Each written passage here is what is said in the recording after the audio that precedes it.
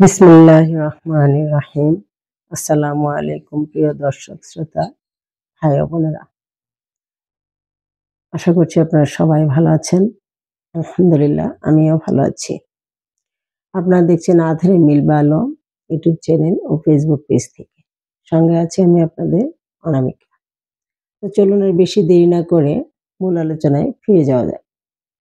আজকের আলোচনার বিষয় হলো নামাজের প্রস্তুতি। খুবই সংক্ষেপে আজ আমি আপনাদেরকে জানাবো কেমন ছিল আমাদের প্রিয় নবী রাসূল পাক সাল্লাল্লাহু আলাইহি সাল্লামের নামাজের প্রস্তুতি। হযরত আয়েশা রাদিয়াল্লাহু আনহা বর্ণিত, তিনি বলেন, রাসূল করিম সাল্লাল্লাহু আলাইহি সাল্লাম যতটুকু সময় ঘরে থাকতেন পরিবারের লোকদের সাথে খুবই সাদাসিধে ও সরলভাবে কথা বলতেন। কিন্তু যখন নামাজের ওয়াক্ত শুরু হতো বা আজানের আওয়াজ শুনতে পেতেন, তখন তিনি সম্পূর্ণ নামাজমুখী হয়ে যেতেন। আমাদের থেকে এমনভাবে পৃথক হয়ে যেতেন, সম্পর্কহীন হয়ে যেতেন, যেন পূর্বে আমাদের সাথে তার কোনো সম্পর্ক, জানা পরিচয় নেই বা ছিলই না। তখন অন্যরকম এক মানুষ হয়ে যেতেন তিনি। কারণ নামাজ হলো আল্লাহ তাআলা ও বান্দার মধ্যে সম্পর্ক স্থাপনের এক অনন্য মাধ্যম।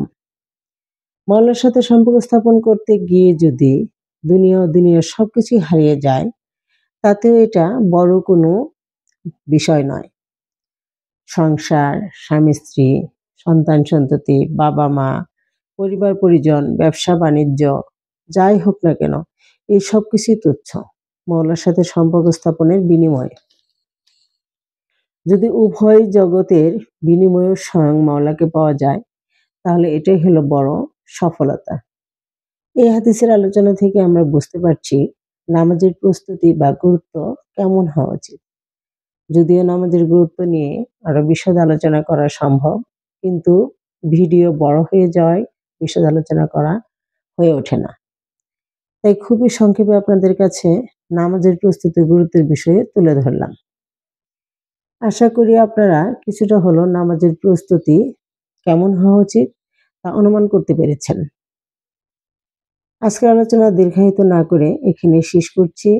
পরবর্তী ভিডিও দেখার আমন্ত্রণ জানিয়ে, যদি আমার এই আলোচনা আপনাদের ভালো লাগে বা এখান থেকে সামান্য কিছু হলেও শিখতে পারেন, তাহলে আমার পাশে থেকে আমাকে অনুপ্রাণিত করবেন, যেন এভাবেই আমি বিভিন্ন বিষয়ের উপর তথ্যবহুল আলোচনা নিয়ে আপনাদের মাঝে বারবার ফিরে আসতে পারি।